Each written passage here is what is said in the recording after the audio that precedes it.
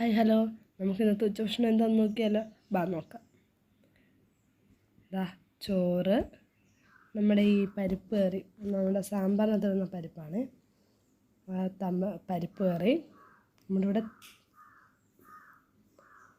ഉരുളക്കിഴങ്ങ് തോരൻ, പിന്നെ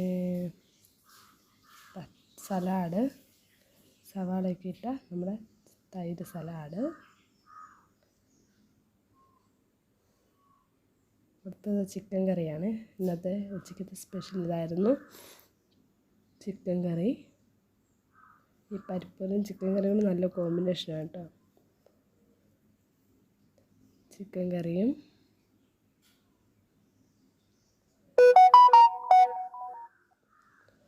പൊരിച്ച മീൻ,